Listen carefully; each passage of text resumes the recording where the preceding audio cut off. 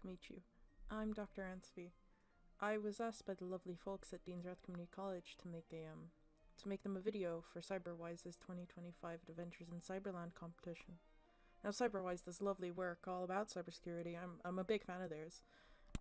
And the theme they've set for this year is global opportunities and challenges in cybersecurity. Great. As a doctor, I specialize in malware or malicious software, viruses, trojans, and the like.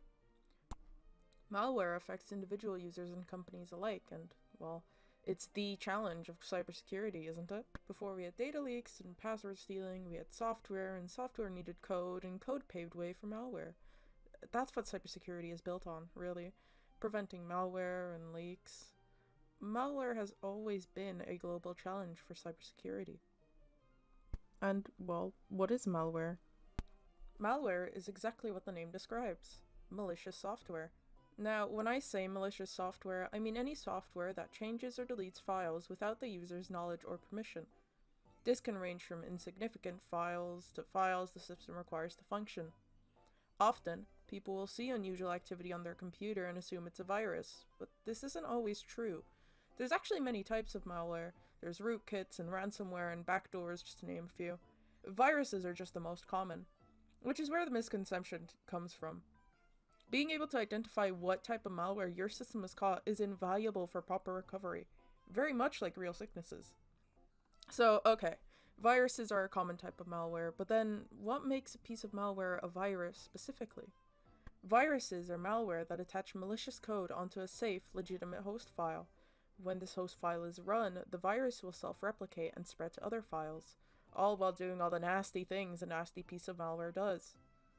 So, how do we tell different types of malware apart from a virus? Well, let's take a look. Welcome! Hello! It appears you've been struggling with, feelings of being watched and forgetfulness, is it? Yes. How did you know that? Well, when you called, I thought it best to write down the symptoms you mentioned. You know, just to bring up during the appointment, and anyway. Has there been any physical symptoms? Physical symptoms? You know, rashes or spots or anything of the sort? Yeah, spots. I've gotten a couple of those programs and rashes that come and go, and I feel sluggish too, I guess. And the forgetfulness. Can you tell me about that? I've just been forgetting, like passwords that I type, that type of thing. I've had to start writing them down. I never had to do that before, and even then, they just stopped working after a few days, as if I'd written down the wrong thing. Payment details too. I've had to start writing them down, I mean. Mm-hmm. And it hasn't been just me. My boss at work's been forgetting. He sent me emails as well. And I feel watched all the time, outside and inside, and all the time, constantly. Well, let's overview the symptoms. A sluggish system, feelings of being watched or tracked, unfamiliar programs popping up or opening for no reason, battery depleting fast, evidence of passwords or personal details being tampered with. Are you talking to With to all me? of that, it's likely spyware. Spyware is a type of malware that spies on the user from the background. It collects information such as passwords, payment details, search histories, browsing habits, anything it can get its grubby hands on. Spyware usually comes bundled with other software and is used to sell or leak user data. Now, it's not uncurable. Just run an antivirus deep scan. Once the virus is detected and removed, run another to double check. Scan while disconnected from the internet. If it comes back clean, change all your details and passwords. Change them on an alternate device to be extra safe. Okay. But what if it doesn't go away? Well, it's important to keep a close eye on your computer after removing malware. Some tend to be annoying, and, well, stick around. Just run regular scans, and you should be fine. Can you prescribe all that? I'd like to think so. Oh, well, thank you. Say, you haven't received any strange emails from your boss, have you? I'm not disclosing where. Medical related. Oh, nothing I can think of. You mentioned he forgot emails he'd sent you, yeah? Oh, yeah, about a promotion, I think it was. He said he had no recollection of sending me anything about that. Did the email happen to have a link or file attached? Well, yeah. Well, be sure to check contact details very carefully when opening links or files. And I'd recheck that email. Spoofing and phishing. Sorry, that's just sounds funny. Yeah. But it seems our patient was spoofed and phished. Have you ever received a suspicious email from somebody claiming to be a bank or lawyer or company, or Auntie Nellie telling you Uncle Edgar down in Istanbul just passed away and you're set to inherit his stacks of gold bars? Well, in cybersecurity, this is referred to as phishing. Emails, SMS messages, and phone calls sent with the intention to tempt users into revealing their bank details or to click on fraudulent links, or anything of the sort. Spoofing, then, is the act of pretending to be somebody else to deceive the victim, as opposed to the actual act of stealing their information through spoofing. The catfish and the catfishing. Phishing and spoofing fall under the term social engineering, a form of malware spread that involves manipulating the victim through curiosity, inexperience, vulnerability, blackmail, and other such means. Hey, welcome. Mac, was it? Yep. You're very welcome. So tell me about yourself, Mac. How have you been? Well, I guess my name's Mac. Full name Macintosh. I'm 41. People say I'm real down to earth. Sorry, about your symptoms, please. Oh, they started like a week ago. After a morning out with my friend Lynn. I wanted to get a concert early, but he was complaining about some virus he got. Convinced him anyway. And the next day I started getting these random pains and aches. And I keep falling in dumb places. Did Lynn complain about any similar symptoms? Yeah, like, I definitely caught it off him. And all my family caught it too. It's been a real crapshoot. They even started moving my stuff because they ignored me, I think. And have they admitted that? Like, moving it? Nah, stuff disappears and they're like, no, nah, not me. Ferris, I guess. Or do you think it's aliens? Pardon? Do you think it's really aliens moving my stuff around like I got some mad alien space disease? No, just a worm, it seems. Sick or not sick? Well, I am sick, so sick? You know, fatigue, files being moved around or replaced or damaged. Bad virus, huh? Well, it's got all the symptoms of a virus, yeah. But it's spread, correct? Worms spread system to system, but unlike the traditional virus, can self-replicate without an activated host file. That seems to be the case here. But not to worry, it doesn't seem too serious. Just quarantine for a bit by disconnecting from your network. This helps prevent future spread. Do a couple of scans to kick the virus and assess damages. Tell your family and Lynn to do the same. Damn. Early bird gets the worm, eh? Huh. Some malwares can travel through unsecured or home networks. That's why devices may warn the user before connecting to public networks. It may also happen hackers log onto networks and upload the malware themselves, but this can be avoided with strong router passwords and updated Oh! Hi! Welcome! What seems to be the problem? I ate something bad. Okay.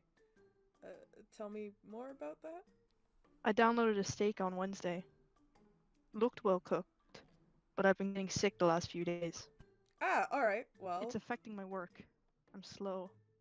I keep passing out. I feel full no matter how little I eat. That's all. Right. Well, before I prescribe anything... It's a Trojan, isn't it?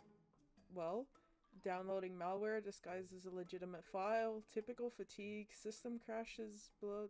Yeah, that does seem to be a Trojan. Very attentive.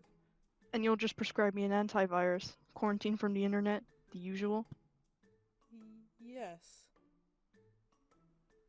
Great. Just be more careful in the future. Validate and background check any links or websites you download files from. Sure. Good afternoon. Had my job done there for me. Have you ever heard about the Trojan horse? Ah, it's classic. It's a tale from Greek mythology. The Greeks gifted the city of Troy a big wooden horse, only to burst out of it and win the war. Trojan malware is a lot less epic than that, but it's the same concept. Trojan malware is malware that disguises itself as a legitimate software to trick the user. In that sense, you could call it more a delivery method of malware than a type of malware in and of itself, but it's a popular term. I'm sure you've noticed the pattern of symptoms by now.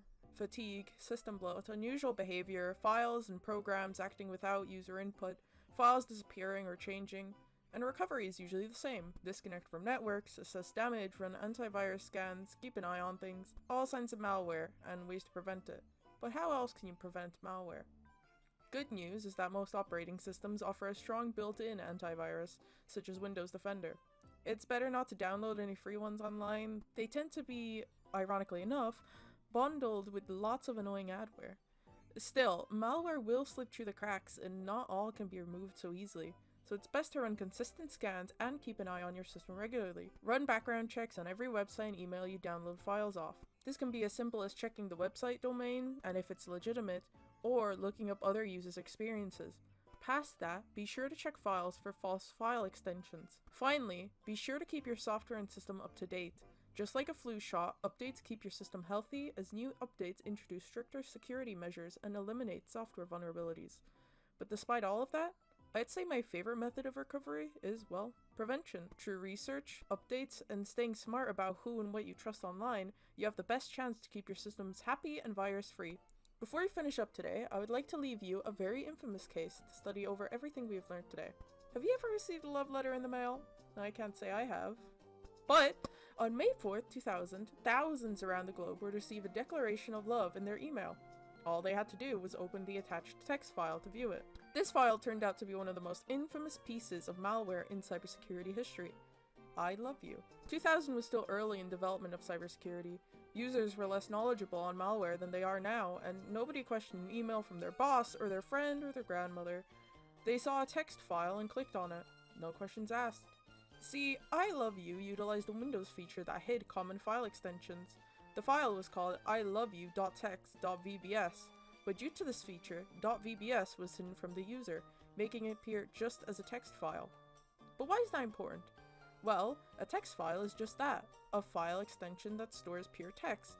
But .vbs was a script file, meaning that it would execute a series of code when run by the user. When first run, I Love You would copy itself to the user system 3 times. These copies would ensure the program would run every time the system was restarted or booted up. Second, it would mail itself to all the user's contacts. Third, once it made its way around the user's contacts, it connected to the internet and prompted the user to download a different file. This file was a Trojan spyware that would steal the user's private information and email it to the malware's creator. Finally, having finished its worldwide tour of tyranny and having made work of the user system, I Love You would replace smaller files on the system. It was a powerful little thing, having made its way from a small town of Philippines to the United States government. It cost 23 billion euro in damages and affected about 10% of computers worldwide. It was a very eventful and very late Valentine's Day for everyone, I presume. See, I Love You is relevant to us as it's an example of everything we've covered today. Users were tricked into downloading a file by somebody pretending to be a close one, so therefore, spoofing and phishing was used. The file had to be executed by the user to function, and changed files without user permission, therefore it was a virus. It was able to spread through the internet and users' contacts, so therefore it was a worm. The letter was disguised as a legitimate file, therefore it was a Trojan. The website users were led to collected user data, and therefore it was spyware. And we can see all the damage it did. On the positive side, I Love You is one of the major reasons we have the strict and ever-evolving cybersecurity we do now. The chances of something like this affecting as many users as it did, and as many big organizations as it did, now, it's very slim. I suppose, really, that's all I have to say to begin with. It's important to keep yourself updated and educated on cybersecurity beyond this video. If you can keep yourself safe from viruses, you can keep your computer safe too. The best antivirus is prevention. Thank you for your time. This has been Dr. Antsvi, and I thank you for listening. Communication's never been as easy as today, and it would make me happy when you've gone so far away. You send me an email that says I love you. Send me an email that says I love you.